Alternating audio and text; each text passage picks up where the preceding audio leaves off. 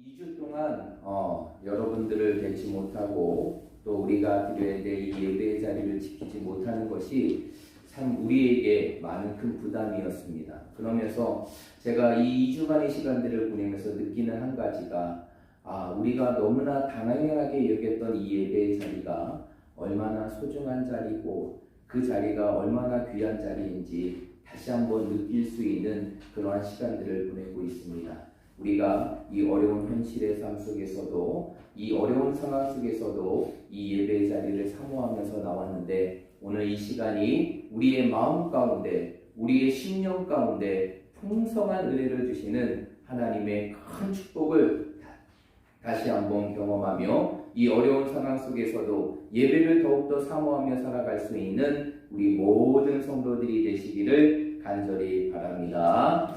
우리가 계속적으로 이 주일의 시간들을 통하여서 우리의 삶 속에 당면하고 있는 이 위기의 순간 속에서 이 위기를 우리의 삶의 기회로 만들기 위해 우리에게 필요한 것이 무엇인지를 우리가 말씀을 통해서 함께 나누고 있습니다. 그런 가운데에서 우리가 지난 시간 우리가 나누었던 말씀을 잠깐 복습하면 우리의 삶 속에서 위기를 기회로 만들 수 있는 우리의 삶 속에 중요한 능력이 있는데 그것은 바로 우리의 삶에 당면한 위기 속에서 무엇으로 반응하는 것입니까? 바로 기도로 반응하는 것이에요. 그래서 우리가 지난 시간에 에스더의 말씀을 통하여서 그 위기를 기회로 만들었던 그 에스더의 놀라운 기도의 모습을 함께 나누었습니다. 여러분, 기도는 우리의 삶 속에서 우리가 처한 위기를 하나님의 은혜의 기회로 바꿀 수 있는 가장 확실하고 가장 위대한 능력이 기도라는 사실을 믿으시길 바랍니다. 우리가 기도할 때 하나님의 역사는 이루어지고 우리가 기도할 때 하나님의 능력은 나타나며 우리가 기도할 때 하나님께서 우리의 인생의 삶의 위기를 기회로 만들어 주실 줄 믿으시길 바랍니다. 그러므로 우리의 인생의 삶 속에서 늘 위기의 순간들이 당면할 때마다 우리가 반응해야 될 것은 그 위기 속에서 절망과 두려움의 모습이 아닌 하나님께 기도하는 것임을 다시 한번 기억하면서 이 위기의 상황들을 기도로 극복하고 이 위기가 다시 한번 우리의 삶 속에 하나님의 놀라운 은혜를 경험할 수 있는 은혜의 기회가 되기를 간절히 축복합니다. 오늘은 우리가 그 세 번째 시간 위기가 기회다라는 그 세 번째 시리즈 시간으로서 우리가 다시 한번 이 위기를 기회로 만들 수 있는 또 하나의 방법을 말씀을 통해서 함께 나누고자 하는데 그 방법은 무엇일까요? 그 방법은 바로 회개라는 것이에요. 오늘 본문의 말씀 우리가 읽었던 이 사무엘 7장의 말씀은 이 회개가 얼마나 놀라운 능력을 갖고 있고 우리의 인생의 위기를 기회로 바꿀 수 있는지를 너무나 분명하게 보여주는 말씀이 오늘 우리가 읽었던 이 사무엘 7장의 말씀인 것입니다. 여러분, 이 사무엘상의 말씀은 어떠한 시대를 기록한 것일까요? 바로 이스라엘의 역사 속에서 마지막 사사 시대부터 이제 이스라엘의 왕정 시대가 도래하고 이스라엘의 첫 번째 왕인 사울이 기름 부어서 세워지기까지 그 약 350년 동안의 이스라엘의 역사의 기록을 담고 있는 것이 사무엘상의 말씀인 것이에요. 한마디로 사무엘상은 바로 마지막 사사 시대부터 그리고 왕정 시대로 이루어가는 그 과도기적인 시간 속에서 하나님의 놀라운 역사를 기록하고 있는 말씀이 사무엘상의 말씀이라는 것이에요. 그런데 우리가 이미 사무엘상의 말씀을 읽어보아서 알겠지만 여러분, 이 사무엘상의 말씀, 특별히 이 초반부의 말씀은 바로 이스라엘의 마지막 사사인 사무엘이 이스라엘을 다스리고 통치했던 시대를 기록하고 있습니다. 그런데 우리가 알고 있듯이 이 사사시대는요, 이 사사시대는 어떠한 시대였습니까? 바로 이스라엘 백성들이 자신들을 지도하는 지도자, 왕이 없으므로 모든 이스라엘 백성들이 자신의 무엇에 옳은 대로 소견에 옳은 대로 행동했던 시대가 바로 사사시대였어요. 그렇기 때문에 사사시대는 끊임없는 죄악이 반복되는 시대였고 끊임없는 혼란과 혼동의 시대가 바로 사사시대였다는 것이. 그래서 이 사무엘상 말씀, 특별히 이 사무엘이 이 이스라엘을 다스리는 그 시대적인 상황, 그 상황적인 모습을 보면 이러한 사사시대의 모습을 너무나 분명하게 보여주고 있다는 것입니다. 여러분, 우리가 이 사사기의 말씀을 읽어보아서 알겠지만 이 사사기의 말씀에 보면 중요한 패턴이 반복됩니다. 그 중요한 패턴이 무엇일까요? 그 사사기 속에 나타나는 그 중요한 패턴들이 계속적으로 반복되며 나타나는데 그 사사시대 속에 나타났던 그 패턴은 바로 무엇이냐? 바로 5가지의 모습이 주기적으로 반복되는 모습을 우리는 확인할 수 있어요. 그것은 바로 무엇이냐? 첫 번째는 이스라엘 백성들이 하나님 앞에 못하게 됩니까? 범죄하게 되죠. 하나님 앞에 범죄하게 됩니다. 그러니까 하나님께서 그러한 범죄한 이스라엘 백성들을 어떻게 하시죠? 징계하십니다. 징계하셔요. 그래서 이방의 민족의 침입과 공격을 받게 하시죠. 그러니까 이러한 징계 속에서 이스라엘 백성들이 하나님 앞에 어떻게 합니까? 회개를 하게 됩니다. 하나님 앞에 자신의 죄를 회개하게 돼요. 그러자 그 회개한 이스라엘 백성들을 향하여 하나님께서는 누구를 세우십니까? 사사를 세우시고 사사를 통해서 이스라엘 백성들을 구원하시게 되죠. 그러나 이러한 구원의 은혜를 경험했던 이스라엘 백성들은 결국 하나님의 은혜를 망각한 채 또다시 어떻게 합니까? 죄를 범하게 되는 죄악의 악순환의 패턴이 이루어지는 것이 사사기의 말씀에 나와 있는 동일한 패턴이라는 것이. 그런데 오늘 우리가 읽었던 이 사무엘상 7장의 말씀을 보면 이러한 사사시대의 패턴의 모습들이 아주 분명하게 나타나고 있다는 것입니다. 그 부분들을 우리가 말씀을 통해서 함께 살펴보게 되면 우리가 이 사무엘상의 말씀을 1장부터 7장까지의 말씀을 쭉 읽어보면 이 이스라엘 백성들이 이제는 사사시대를 거쳐서 이제 제사장이었던 엘리가 다스리는 시대가 이루어지고 그 엘리가 죽게 되자 하나님께서는 이스라엘의 마지막 사사인 사무엘을 세우시고 그 사무엘을 통하여 이스라엘 백성들을 다스리게 하십니다. 그런데 우리가 앞의 내용을 보면 이 이스라엘 백성들이 마지막 이 사사 시대의 시간들을 보내면서 어떠한 시대를 보내게 되느냐? 끊임없는 이방의 민족이었던 이 블레셋으로 인하여 침공과 공격을 당하게 돼요. 그것도 한 번도 아니고 2번의 침공을 당하게 됩니다. 그 2번의 침공으로 인하여 이스라엘 백성들은 완전히 패배할 뿐만 아니라 그 블레셋의 침공과 공격으로 인하여 무엇까지 잃어버리게 됩니까? 하나님의 언약궤마저 잃어버리게 되죠. 하나님이 우리와 함께 하신다는 사실을 증명하고 상징하는 그 언약궤마저도 잃어버리게 되게 됩니다. 그런데 여러분, 이러한 블레셋의 침공은 우연일까요? 이스라엘 백성들에게 이루어졌던 이런 블레셋의 침공은 우연일까요? 결코 우연이 아니라는 것이에요. 그러면 무엇 때문이라는 것입니까? 그들이 하나님 앞에 뭐했기 때문에? 범죄하였기 때문이라는 것이에요.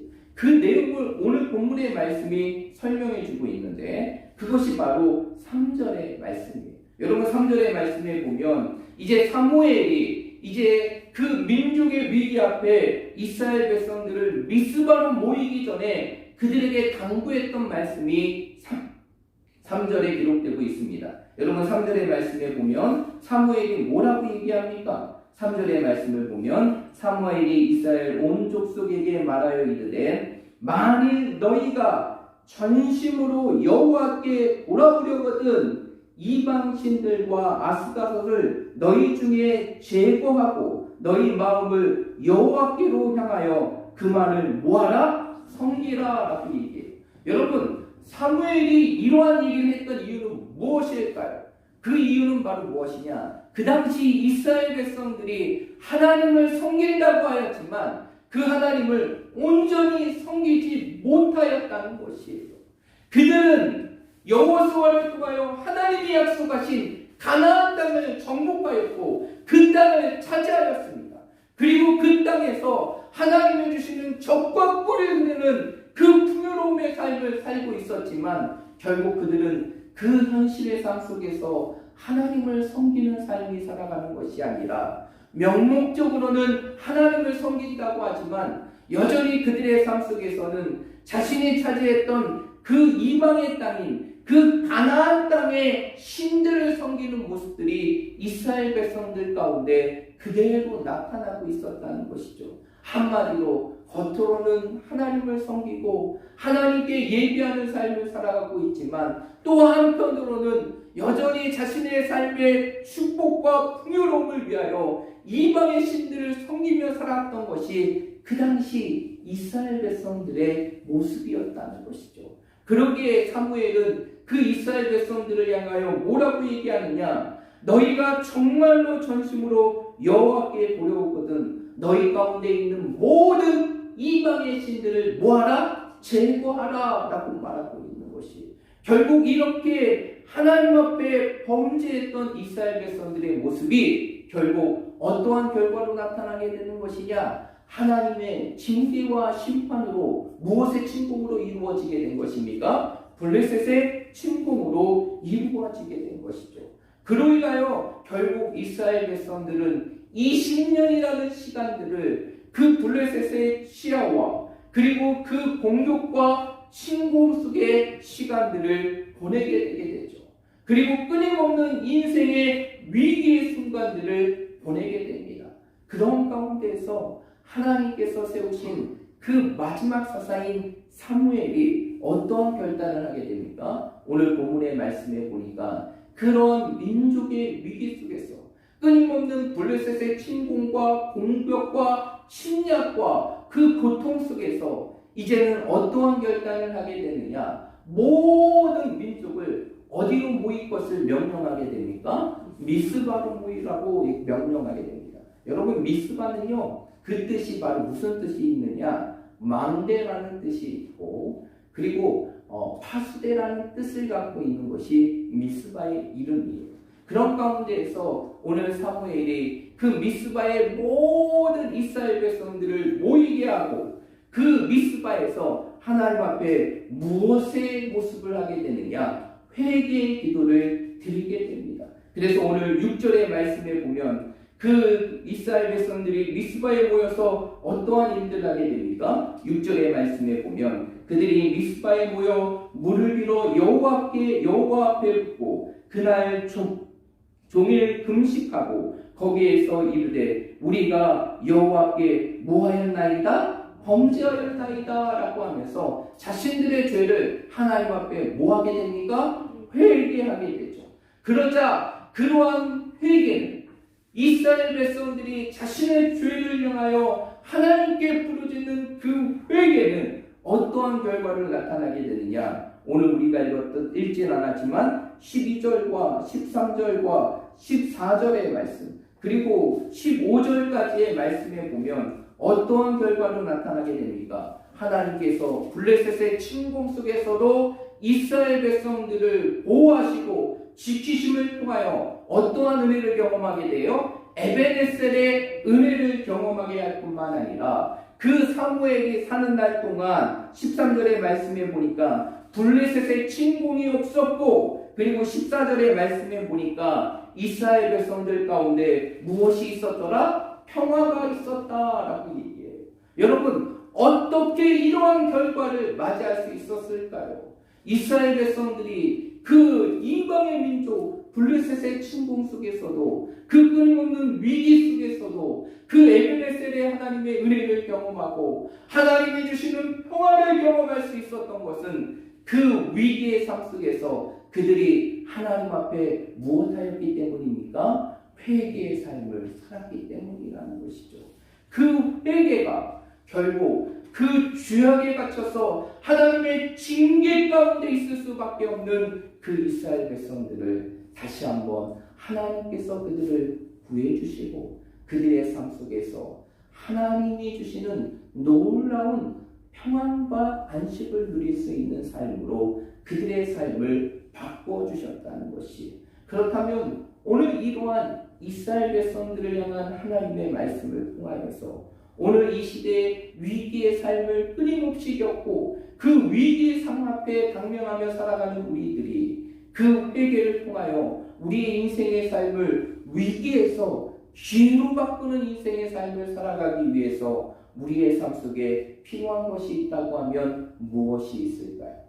오늘 우리에게 주시는 이 말씀을 통해서 여러분들과 그 두 가지의 내용을 함께 나누려고 하는데, 첫 번째, 회개를 통하여서 우리의 인생의 삶의 위기를 기회로 만들기 위해서는 우리의 삶 속에 어떠한 모습이 있어야 되느냐? 회개를 통한 진정한 돌이킴의 모습이 우리에게 있어야 한다는 것이에요. 여러분, 오늘 3절의 말씀에 보면 이스라엘 백성들에게 이 사무엘이 당부했던 것은 바로 무엇입니까? 너희 중에 있는 모든 이방의 신들과 아스타롯을 너희 중에서 뭐하라? 제거하라 라고 얘기해요. 여러분, 여기서 제거하라 라는 단어 있잖아요. 이 제거하라 라는 단어는 히브리어로 하루시라는 단어인데, 이 하루시라는 단어는 그 원형이 어떤 히브리어 단어이냐? 바로 수르라는 단어예요. 그런데 이 수르라는 단어는 그 뜻이 바로 어떠한 뜻을 갖고 있느냐? 돌이키다 라는 뜻을 갖고 있어요. 그러면 오늘 사무엘이 이스라엘 백성들에게 너희는 너희 가운데 있는 모든 이방의 신들과 아스타롯을 제거하라 라고 말하는 것은 그들의 죄악으로부터 뭐하라는 것입니까? 돌이키라 라는 것이에요. 돌이키라 라고 말하는 것이에요. 결국 그 돌이킴이 결국 그들의 삶 속에서 현실의 위기를 하나님의 은혜로 기회로 바꿀 수 있음을 이 사무엘이 말하고 있다는 것이에요. 여러분, 어떠한 자들이 하나님의 은혜를 경험할 수 있을까요? 어떠한 자들이 하나님의 회복을 경험할 수 있을까요? 어떠한 자들이 자신의 위기의 삶 속에서 그 위기에서 우리의 삶을 돌이켜 기회로 만드신 하나님의 역사를 경험할 수 있을까요? 그것은 바로 그 위기 속에서 하나님 앞에 회개를 통하여 무엇하는 사람? 죄로부터 돌이키는 자가 그 하나님의 은혜를 누릴 수 있음을 믿으시길 바랍니다. 결국 위기를 기회로 만드는 것은 그 위기 속에서 우리의 인생의 삶을 어떻게 하는 것이냐? 나 자신을 살피고 하나님이 주시는 회개의 기회를 통하여서 우리의 삶을 돌이킬 수 있는 자들이 결국 하나님이 주시는 은혜의 기회를 맛본다는 것이, 여러분, 우리 인생의 삶 속에 지금 이 바이러스라는 엄청난 인생의 위기를 맞이하고 있어요. 많은 사람들이, 많은 의학자들이 이렇게 얘기합니다. 이 바이러스의 침공은 단순히 질병의 고통이 아니라 재앙이다 라고 말할 정도로 엄청난 위기 속에 당면하고 있어요. 여러분, 이 위기 속에서 우리의 인생의 삶의 이 위기를 기회로 만들기 위해서는 우리의 삶 속에 무엇이 있어야 될까요? 이 위기의 삶을 바라보며 단순히 두려워하고 절망하는 것이 아니라 그 가운데 우리의 삶을 불안으로 가득 채워지는 삶을 살아가는 것이 아니라 그 위기 속에서 우리의 삶을 돌아보고 우리의 자신을 살피고 그리고 우리의 삶에 주역으로 어울려져 있는 우리의 삶을 하나님께로 돌이킬 수 있는 삶의 모습이 회복될 때 우리의 인생의 삶에 이 위기는 기회가 될 수 있다는 사실을 믿으시길 바랍니다. 그러므로 우리가 이 현실의 삶 속에서 우리에게 정말 필요한 것은 무엇일까요?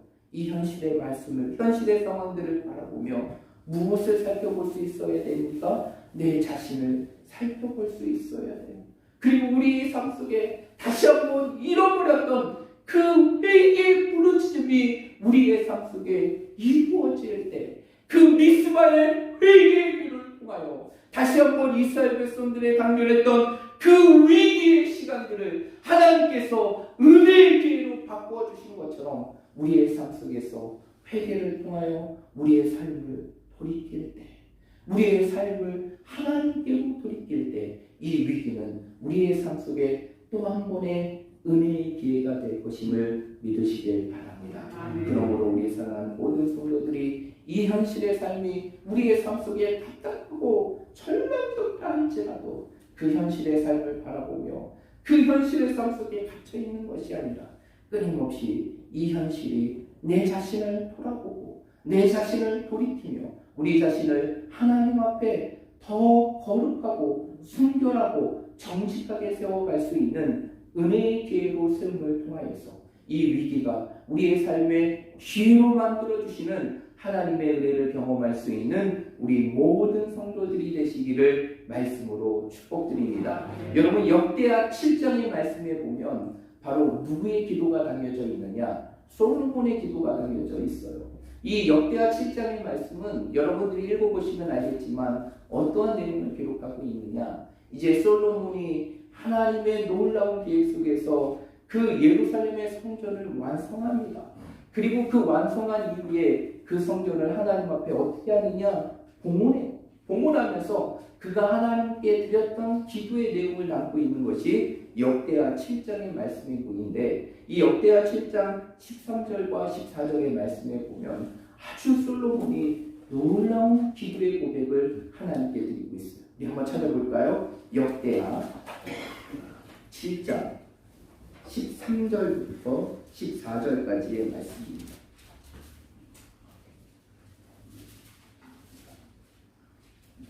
역대하 7장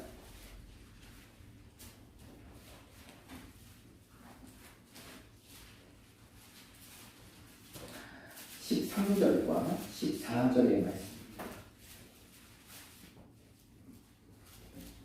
13절과 14절의 말씀입니다. 우리 다 함께 한 목소리로 한번 읽어보도록 하겠습니다. 시작. 혹 내가 하늘을 닫고 비를 내리지 아니하거나 혹 메뚜기들에게 토산을 먹게 하거나 혹 전염병이 내 백성 가운데 유행하게 할 때에 내 이름으로 일컫는 내 백성이 그들의 악한 길에서 떠나 스스로 낮추고 기도하여 내 얼굴을 찾으면 내가 하늘에서 듣고 그들의 죄를 사하고 그들의 땅을 고치리라. 아멘. 이 말씀을 보면 뭐라고 얘기하느냐? 오늘 13절의 말씀에 보면 이렇게 하나님은 솔로몬에게 얘기하고 있습니다. 내가 하늘을 닫고 비를 내리지 않고 메뚜기들이 내 모든 토산을 먹고 전염병이 내 백성 가운데 유행할 때, 다시 말해 무엇입니까? 인생의 위기의 순간들이 찾아올 때 14절의 말씀에 보니까 뭐라고 얘기하느냐? 내 백성이 그 악한 길에서 떠나 너희 스스로를 낮추고 기도하고 하나님의 얼굴을 찾으면 하나님께서 하늘에서 듣고 그들의 죄를 사하시고 그들의 땅을 무엇이리라? 고치시리라 라고 얘기해요. 여러분 어떠한 자들이 하나님의 은혜를 경험할 수 있느냐? 바로 이 위기의 상황 속에서 내 자신을 돌아보고 내 자신을 하나님 앞에 돌이키고 내 삶을 하나님 앞에 다시 한번 살피는 자, 그 자들을 통하여 하나님께서는 인생의 위기를 기회로 만들 것을 말씀해주고 있는 것입니다. 그러므로 우리 사랑하는 모든 성도들이 오늘 이 말씀을 다시 한번 우리의 가슴 속에 기억하고 이 엄청난 재난의 위기 속에서 그리고 이 질병의 위기 속에서 다시 한번 우리의 삶을 정직하게 들여다보고 우리의 삶을 살피고 우리의 삶을 하나님께로 온전하게 돌이킴을 통하여서 다시 한번 우리의 현실을 고치시고 우리의 현실을 치유하시며 이 위기를 기회로 바꿔주시는 하나님의 은혜를 경험할 수 있는 우리 모든 믿음의 성도들이 되시기를 말씀으로 축복드립니다. 두 번째로 우리의 인생의 삶 속에 하나님이 주시는 이 위기의 시간들을 우리의 삶 속에 하나님이 주시는 은혜의 기회의 삶으로 괴가 기란 여아림에 들어간 날로부터 20년 동안 오래 있는지라 이스라엘 온 족속이 여호와를 사모하니라 라고 얘기해요. 여러분, 이 역설 20년이라는 시간은 결국 어떠한 시간이냐? 이스라엘 백성들이 4장과 5장에 있었던 그 블레셋의 침공으로부터 지금 현재 있는 시간들의 시간이 몇 년의 시간이 지난 것이냐? 20년의 시간이 지난 것이라는 것이. 그러면 우리가 생각할 수 있어요. 왜 이스라엘 백성들은 그 20년의 시간 속에서 왜 자신의 모습을 살피고 하나님 앞에 회개하지 못하였을까요? 왜 자신들의 위기의 삶 속에서 이 위기가 무엇 때문에 우리에게 찾아온지를 돌아보지 못하고 자신을 살피지 못하고 하나님께 돌이키지 못했을까요? 그 이유가 어디에 있느냐? 바로 사무엘상 3장 1절에 기록되고 있다는 것이. 여러분, 사무엘상 3장 1절의 말씀 한번 찾아보시겠어요? 사무엘상 3장 1절의 말씀. 이 3장 1절의 말씀에 보면 이 이스라엘 백성들의 마지막 사사시대가 어떠한 시대인지를 아주 성경이 분명하게 설명하고 있는데, 우리 3장 1절의 말씀 한번 읽어보겠습니다. 시작.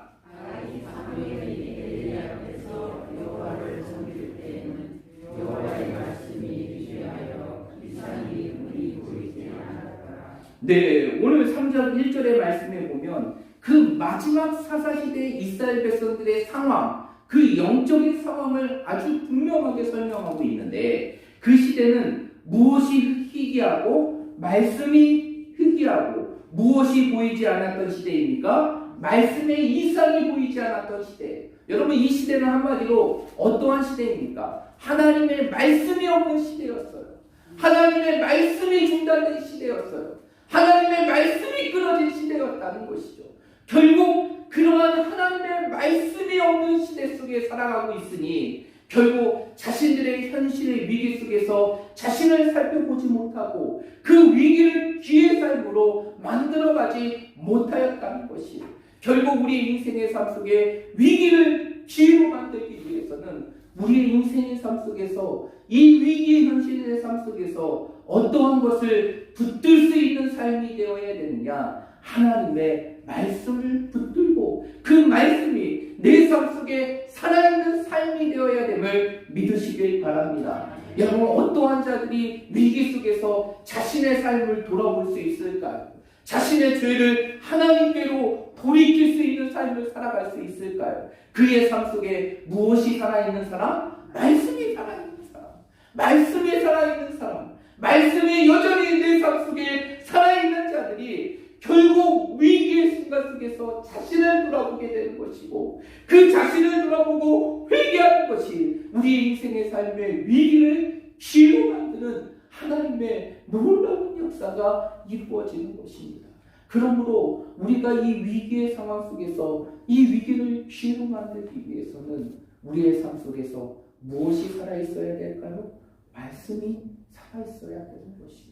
이 위기의 현실의 삶 속에 갇혀서 우리의 인생의 삶이 주눅들고, 그리고 이 위기의 현실의 삶 속에서 갇혀있는 것이 아니라 그 삶 속에서도 끊임없이 하나님의 말씀이 살아있을 때 우리는 그 말씀을 통하여서 우리의 인생의 삶의 위기를 기회로 만들 수 있다는 것입니다. 그러므로 우리가 이 코로나 사태를 통해서 우리의 삶 속에 정말 염려하고 걱정해야 될 것이 있어요. 그 걱정은요, 내가 이 질병에 걸리고 이 감염이 되면 어떨까? 그 두려움의 삶을 살아가는 것이 아니고, 이 현실의 삶 속에서 교회 문이 잠겨버리게 되고 예배가 중단되어지는 이 현실의 삶 속에서 내 삶에 하나님의 말씀이 사라지지 않는가를 우리가 염려하고 고민해야 되는 것입니다.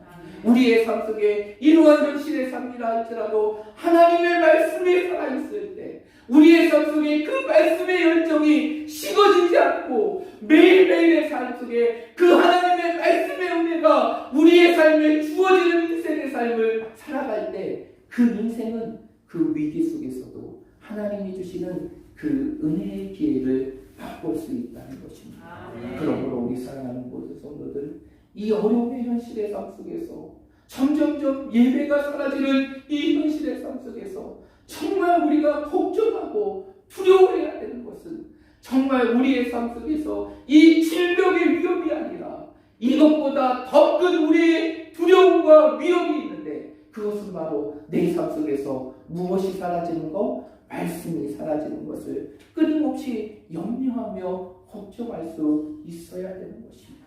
왜? 말씀이 사라질 때 결국 우리는 우리의 이 위기의 상황 속에서 내 자신을 돌아보지 못하게 되는 것이고 그것이 결국 사사시대와 같이 끊임없는 하나님의 재앙의 심판으로 우리의 삶을 머물게 할 수밖에 없는 삶의 모습이 되기 때문입니다.